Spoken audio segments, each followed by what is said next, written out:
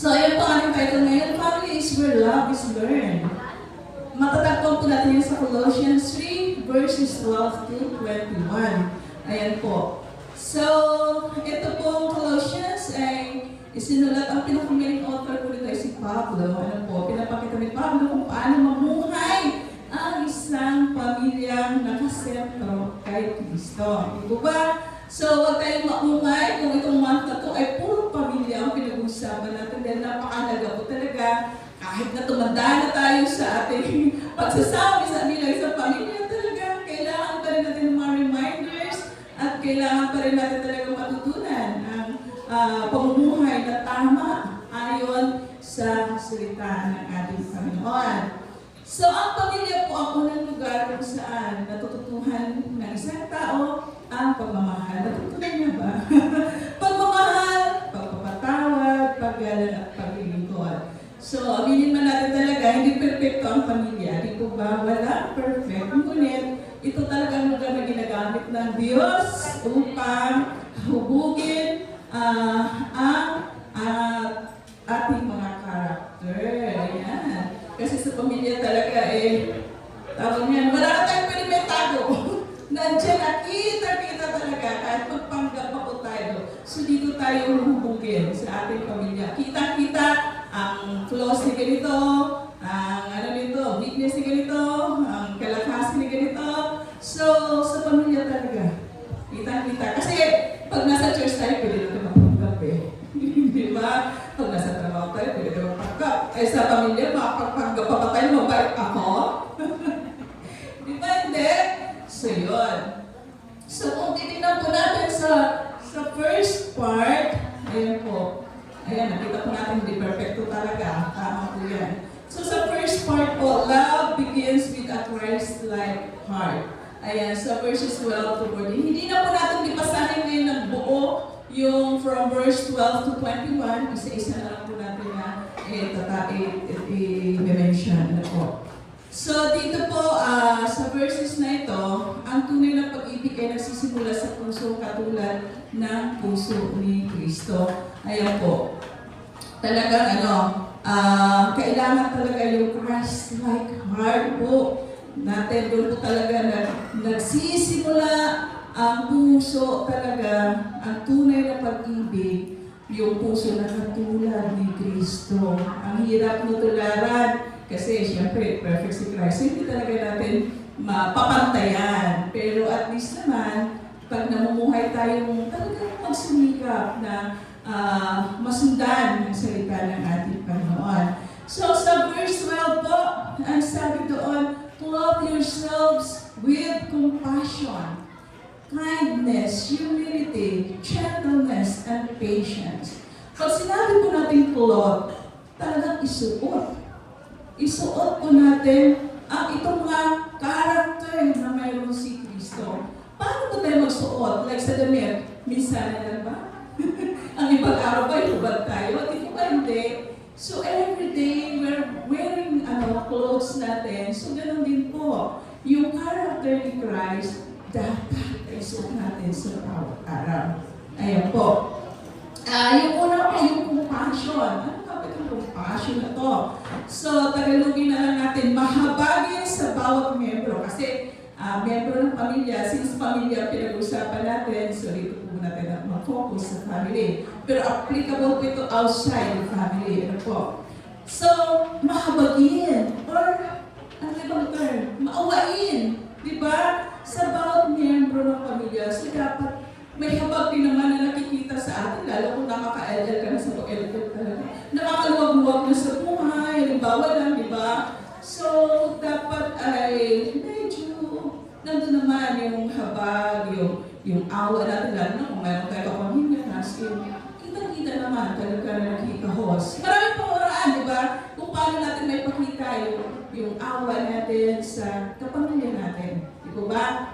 Hindi lang sa kapamilya sa church. Kasi mahirap naman kung sa pamilya ng church, makakitaan tayo ng mga ganitong character versus tahanan. Hindi. Di po ba? So, sa tahanan muna, dadalhin natin sa labas. Di po ba? So, ayun, maging compassion po tayo sa ating mga kapamilya. Totoong dugo. Totoong dugo talaga. Ayan. Next po ay kindness. Tagalogin natin. Mabait. Mabait kahit sa salita at sa gawa. Di po ba? Mabait pa tayo. Ayan.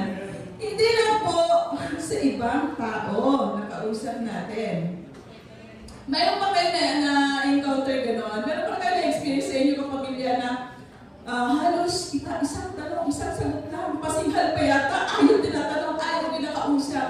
Pero pag ibang kausap talaga, buhay na buhay.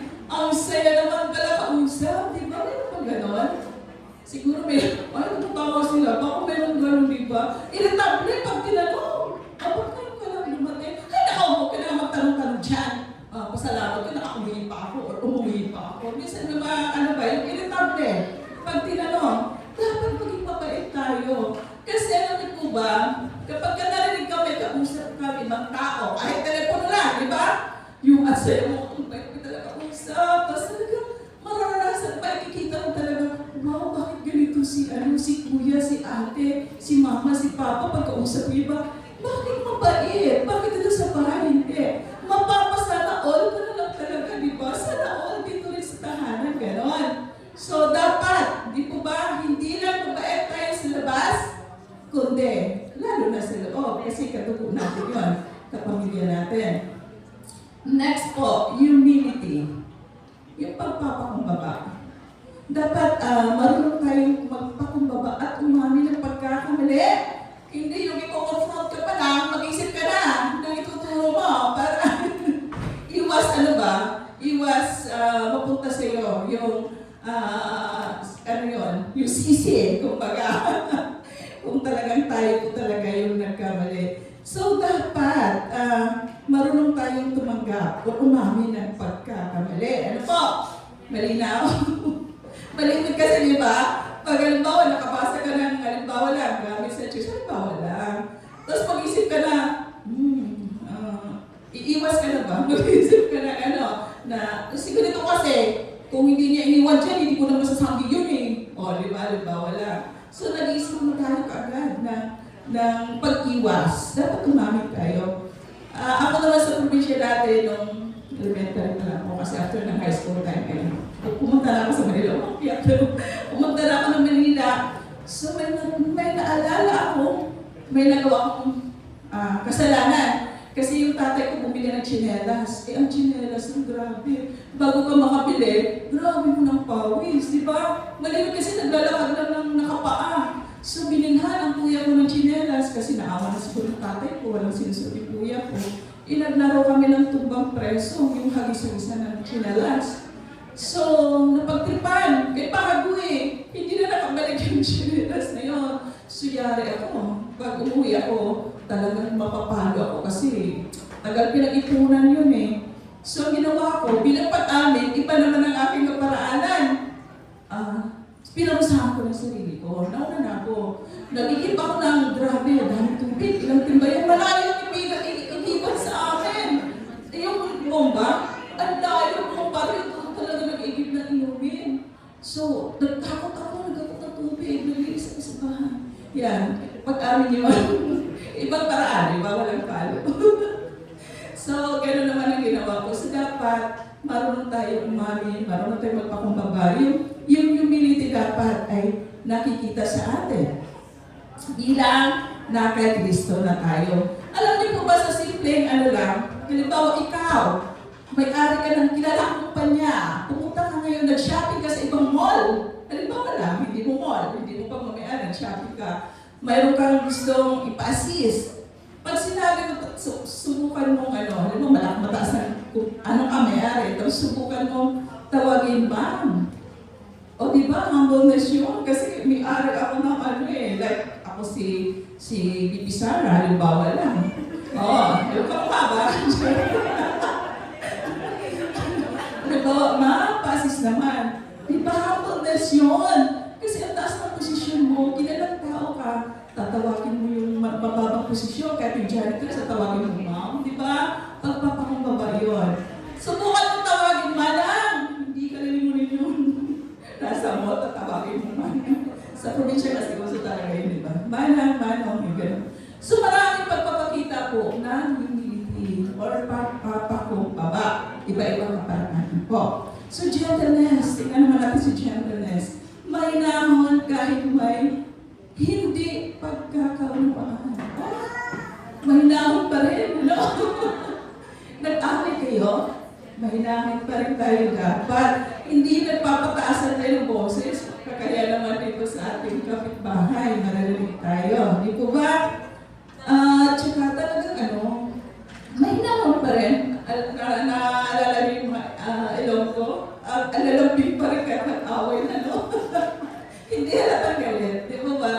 So, dapat mahinahon pa rin po tayo. At, syempre, kung mayroon kayong hindi pagkakunawaan, humidamay yung ibang bahagi. Halimbawa, ako tinitimplahan mo si Honey kayo ng kape noon na hindi kayo magkagalit, timplahan mo pa rin.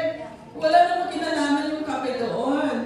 Pero pag tinimpla mo, ilipat mo ng maayos. Ang ibagsak, dapukin mo na yan. Pag ganon. Ito yung kape mo. Pero pa rin. Kumbaga, ito naman yung hindi nyo pagkakunawaan. Huwag mo ginagawa yung ganon. So tuloy pa rin. Ano ginagawa ninyong mabuti sa inyo bilang partner o anak to parents? Di po ba? Magkakaayos naman kayo yan pag-uusap na. Di po ba? Amen. So, ang next ay patience. Maraming sinusubok dito, nasusubok dito, di ba, sa patience. Matyagang magmahal kahit mahirap. Sa probinsya, kasabihan dati noon, lalo na kung nag-asawa ka ng maaga, sasabihin ng parent, ginusto mo yan. So, harapin nyo. Magpasensyahan kayo. Di po ba? Talagang matitas talaga ang patience sa buhay, mag-asawa, sa pamilya. Dito talaga, nag-umista yung mag-adjust na lang tayo. Kasi wala namang perfecto talaga sa atin, di po ba? Kung pwede naman natin i-advise para makorek kung yung nakasanayan na hindi naman maganda, yung mga ganon. Pero talagang matitas talaga yung patience natin sa loob ng tahanan. Ayan. Kasi paglabas natin, mas madali na eh. Yung patience natin ay talagang madadevelop talaga yan. Ayan. So sa verse 30 naman, bear with each other and forgive one another. So yan, talagang magpasensya po talaga sa isa't isa at magpapawad. Ang pagmamahal ay natutunan sa pamagitan ng pagpapatawad. Walang perfectong pamilya, kaya kailangan ng biyaya talaga ng Diyos. Amen? So yun, talagang magbigay pa rin tayo ng forgiveness. Ulit-ulit natin narinig ito eh. Magbigay ng pagpapatawad, pwede humingi ng kapatawaran kapag tayo ang nagkamali. Huwag na tayong sige darating ka na ng araw, maghihilog din. Kailan pa kaya yun? Di ba? So baka pwedeng nauna. Ayan. So sa verse 14, above all this, put on love. Love talaga ang sikreto. Di po ba? Ang pag-ibig ang nabubuklod sa pamilya. Okay. Parang lang ba? Parang glue. Yun nagkukunek talaga, doon didikit. Di po ba? Iyan po talaga si pag-ibig. Ayan po. So in application po, hindi po tayo tapos. Sabi nila pag may application na tapos, hindi pa po. Ang application po dito, pwede natin tanongin ating mga sarili. Paano kaya ako nagsasalita sa aking asawa? Kaya na po sa makakasagot niyan, di po ba? Pinagsisinghalan ko ba, pagalit ba ako lagi kapag nagsasalita ako sa aking asawa, or paano ko tinatrato ang aking mga anak, or aking mga magulang. Napupuntunan ko ba ng galit ang aking mga anak kapag nag-away kami mag-asawa? Minsan doon mo pinutulyaw sa nadamay na, no? So yun. Tapos, pangatlong tanong, nakikita ba si Kristo sa akin? Yan ang tanong natin sa ating mga sarili. Yun lang, nakikita na ba? So, yan yung mga katanungan natin, di po ba? Pag nilinilayan po natin yan, kasi talagang kung saan part tayo medyo mahina, pwede natin talaga ipa-praise sa Panginoon na talakasin tayo doon sa mga bahagi na yun. So, doon natin sa part 2. Love grows when Christ rules the home. sa verses 15 to 17 po yan. Let the peace of Christ rule. So maghari sa inyong mga puso ang kapayapaan ni Kristo kapag siya ang namamahala. So talaga naman, kapag kasi Kristo ang namahala sa ating tahanan, talagang mararanasan po talaga natin ang kapayapaan.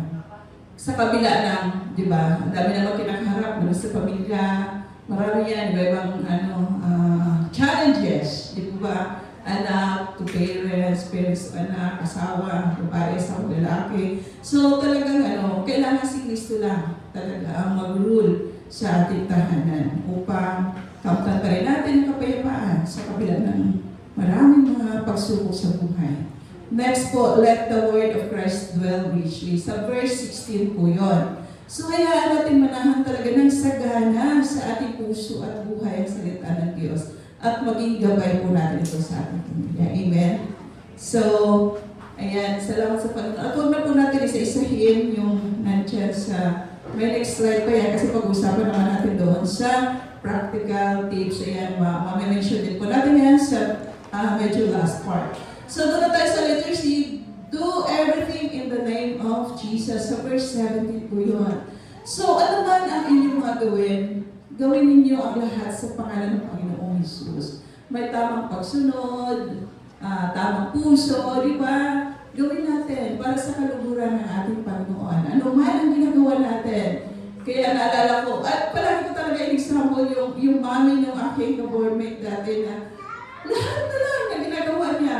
Kahit magluto niya, kumikilbog-bibig. Sabi ko, ano kaya yung sinasabi niya? Yung pala lahat, Lord, pasarapin yung niluluto ko, ipapakain ko ito sa pamilya ko, Panginoon, kahit ganito lang yung sahog. Basta gano'n, every time na nakikita ko, kumikilbog-kibot yung bibig. Talagang ginagawa niya lagi na, salamat Lord sa provision mo, ito may niluto ko. Gano'n siya, pero di ba siya Christian? RC siya, pero grabe yung heart niya. Sa pananalangin, talagang walang panahon para mag-chismis. Pagtapos sa gawain bahay, nasa kwarto na nananalangin talaga. So, sa panoorin, ang sarap gayahin yung mga gano'n. So, ang in-application po, hindi sapat na Christian ang ating pamilya. Di ba ba? Hindi sapat na Christian kami. Kundi si Kristo ang dapat na sentro ng tahanan. Yan po yun. Hindi lang sapat na nagsisimba naman ako weekly, every Sunday. Nagbabasa naman ako lagi ng Bible. Nananalangin naman ako. So, dapat si Kristo talaga ang maging sentro ng pagmamahalan, pagpapatawad, pagpapasya at pamumuhay. Yun talagang si Kristo lagi yung sentro. So, hindi lang sapat. Active tayo sa mga active nga, pero hindi naman, halimbawa, hindi naman talaga si Kristo yung ating sentro. Pwede kasi yun. Di ba? Makita natin kapag tinan mo, ano pa-active ni brother and sister. Pero hindi naman talaga si Christ yung sentro ng ating puso.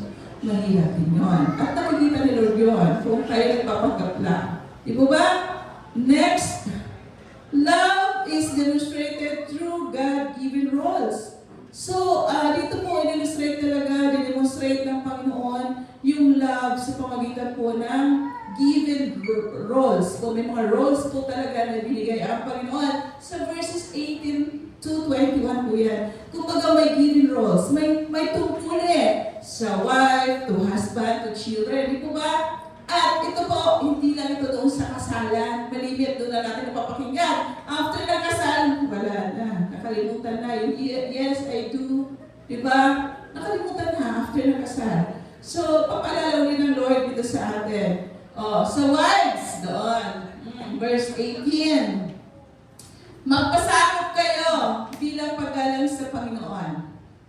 Hindi dahil mababang halaga, kundi bilang pagsunod sa disenyo ng Diyos. Ayan. Asan yung mga wives natin dito? Mga nanay! Mga husband ko. Pero marami, nakatulog. Siguro medyo malamig-lamig ang panahon kasi umulan-ulan na. Di po ba?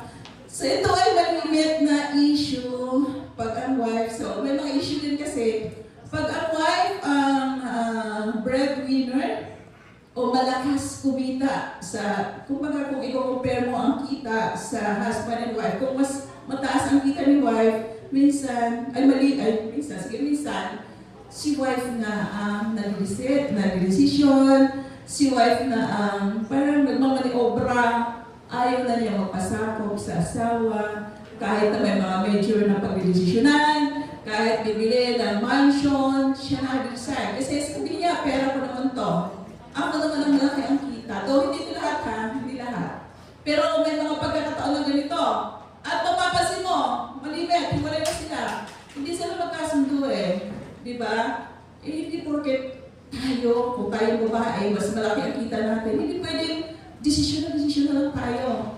Eh, may asawa ka eh. So, pag-usapan nyo. Pagkasunduan nyo, kung hindi ko kayo si Mr. kahit wala siyang ambak, hindi ko nagpiliin. Di ba? So, ganon, mahirap magpasako. Kasi na-experience ko ito eh. Sabi mga ka-workmate noon, hindi daw talaga sila magpapaalam. Kasi pera naman nila pinili eh. Di ba? Ikaw ba? Nagpapaalam ka sa gusto? Oo! Kahit ba naman pera ko yung pinili. Di ba? So, dapat ganon po, pasako. Maraming nakapaloob ko rito sa pagpapasako. So, again po, hindi lahat, ha? So, ayan. So, husbands. Punta tayo ngayon sa husbands. Tapos na yung sa wives. Pero malawak yan, ha? Ano lang natin, sasangkap lang natin. So, sa husbands. Ano yung sabi sa verse 19? Basahin ko mga tatay. Mga tatay, 1, 2, 3!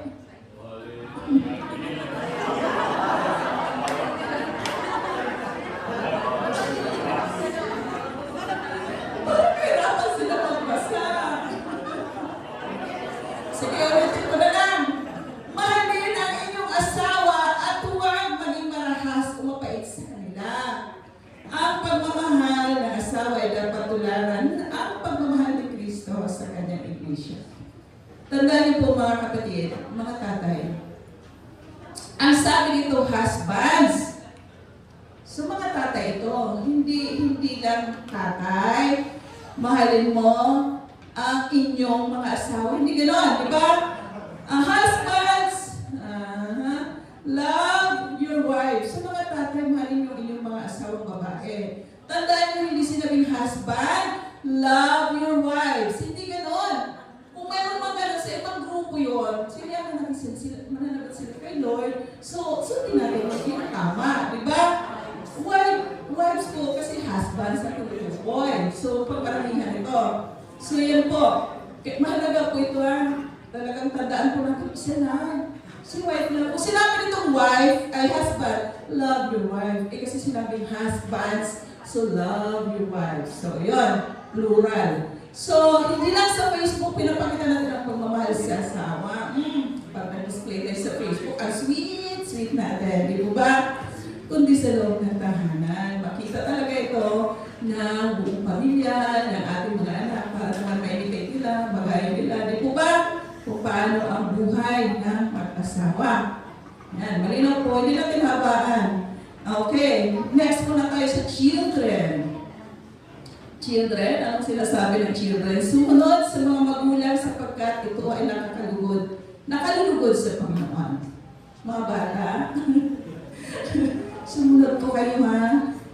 Hindi lang kasi ito basta pagsunod, kundi ito rin pagpapakita ng paggalang sa Diyos. Di po ba kids? Makikinig tayo sa payo ng ating mga parents. Pagsasalita natin, dapat may respeto. Tapos, pagpapalaga din sa kanilang mga sakripisyo. Di po ba? Talagang naruga naman tayo talaga mula pagkabata. Dahil siguro naman, pagkatanda na sila, in return, pwede naman natin alagaan. Baka na wala namang nagparamdamo na lang ang magkapatid. Wala namang mag-alaga kay mami at kay daddy. Di po ba? Dapat tingnan din po natin ang bahagi na yan. Pero, ito yun.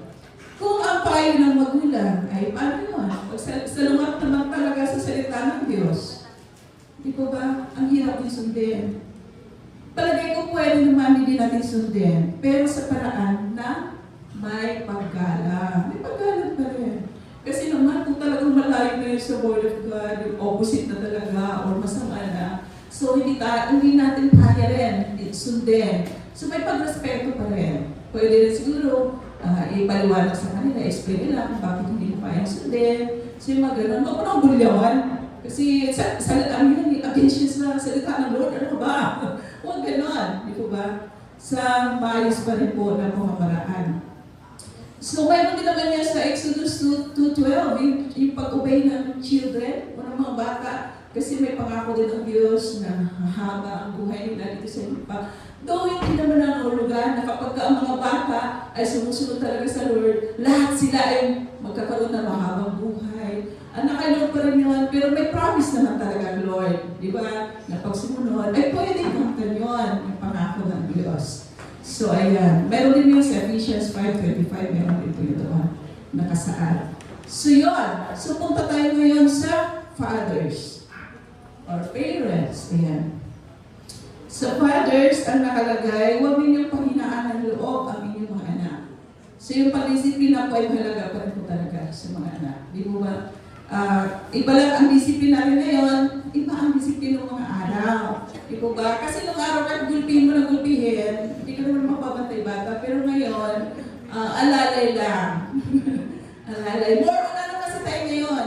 Sa words, yung pagsasalita, pag-remind. Hindi na yung gulpihan eh. Hindi tumatalab. Lalo lang nag-rebelde. So yun. Nawa ang ating mga tatay o ang ating mga parents ay talagang hindi po nila dapat yung grabe yung discipline sa mga anak na humantong na sa, alam nyo, yung iba sabi na lalayas na,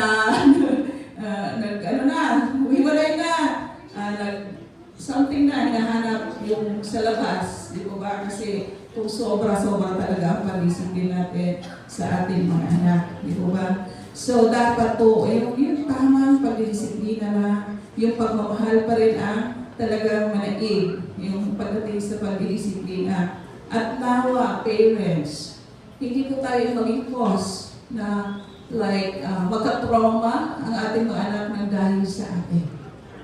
Lalo sa mga tatay, please, no? Lalo kung may mga anak tayo, mga late girls, di po ba?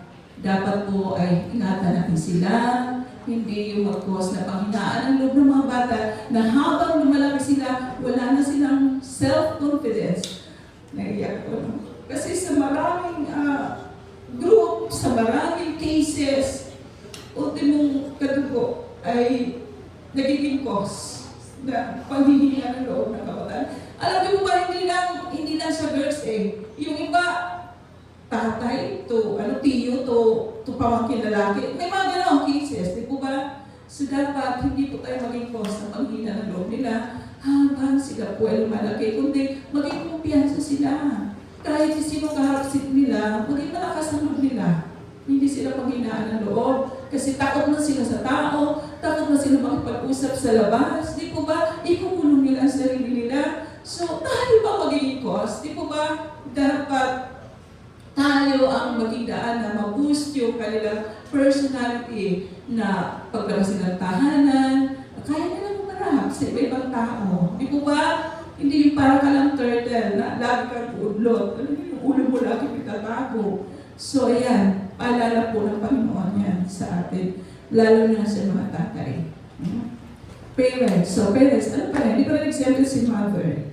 So ayan po, paalala sa atin yan. In application, dapat po, kapag ginagampanan ng bawat isa ang kanyang responsibilidad ayon sa salita ng Diyos, lumalago po ang pagmamahal ng tahanan. Di po ba? Hindi sinabi na kapag ginampanan ni Kuya, ni Papa, ang kanilang responsibilidad ay lumalago pagmamahal, kundi ng bawat isa. So, tulong-tulong tayo, kapatid. Magtulungan tayo sa ating pamilya para sa ganun lumago yung pagmamahalan natin as a family. Di po ba? Again, hindi tayo exempted sa anong mga struggles na kinakaroon ng ibang tao. Pwede rin natin maranasan yun. Pero kapag ang pag-ibig ay siya nalibago sa pamilya, kaya natin pagtinampayan yun.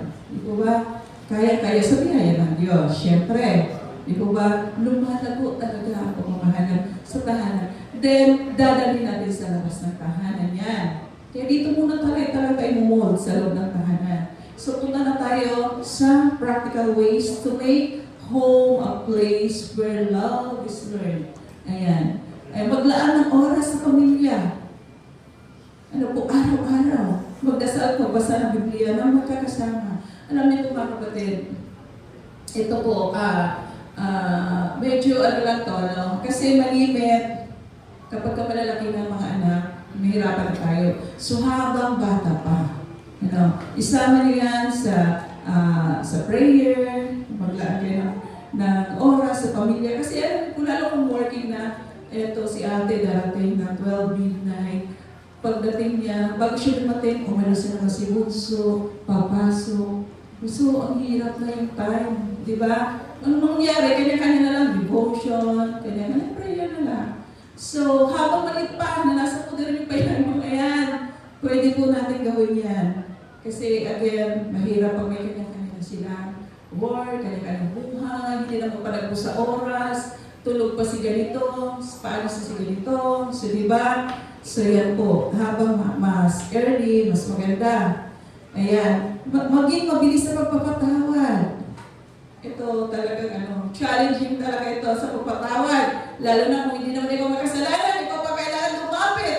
Kasi ito nakagawa sa ng pagkakasala, ayaw naman humingi ng tawad. Ikaw na lang. Dahil diba, hindi naman kalugyan. Kapayapaan. Maging payapa ka naman. Sus, go. Di po ba? Maging bukas lang talaga sa pag-uusap. Pagkanda talaga ito, pag-open tayo sa communication. Kasi halimbawa, nasaktan kita, hindi ko alam na nakasakit sa iyo sinabi ko. Magdadamdam ka ngayon. Hindi ko alam na nagdamdam ka. Di ba? Si-approach mo ako.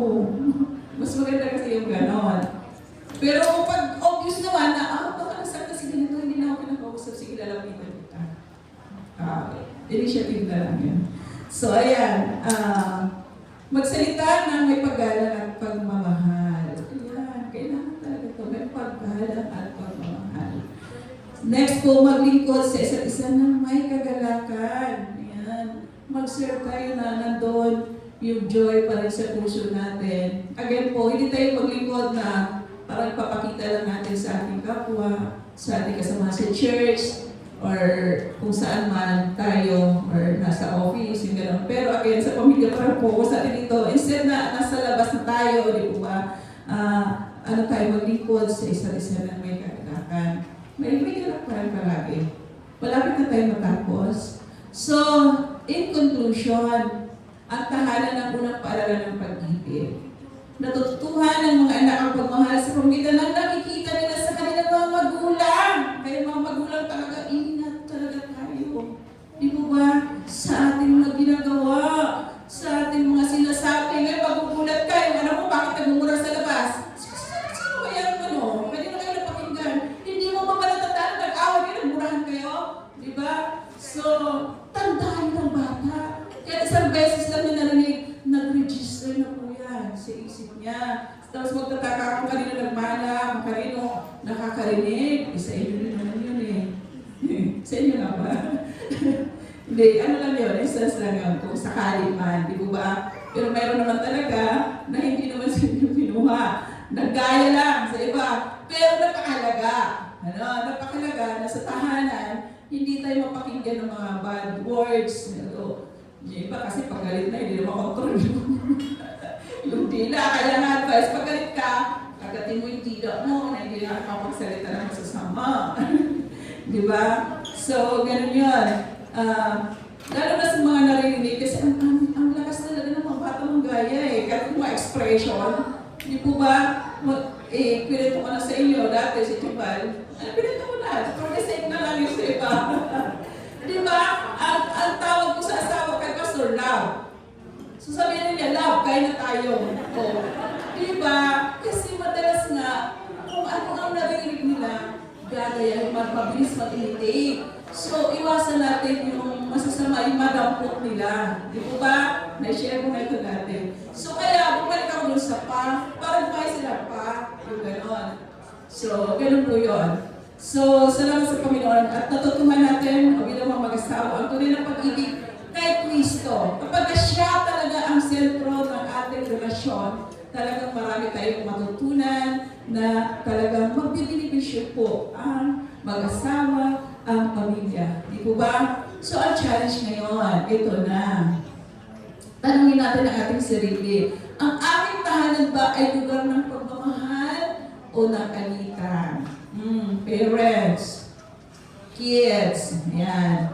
Ang ating mga salita ba ay nakakapagpalakas o nakakasakit? Yan. Pagkinililayan po yan natin.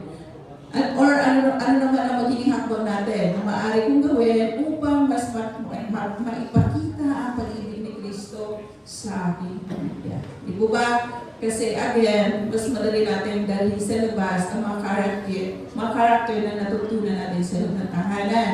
At kailangan yung maka-Kristo o maka-Diyos, hindi naman perfect, no? Pero at least, ano po, na ipapakita natin ang maka-Diyos na uri ng pamilya o pamumuhay ng isang pamilya.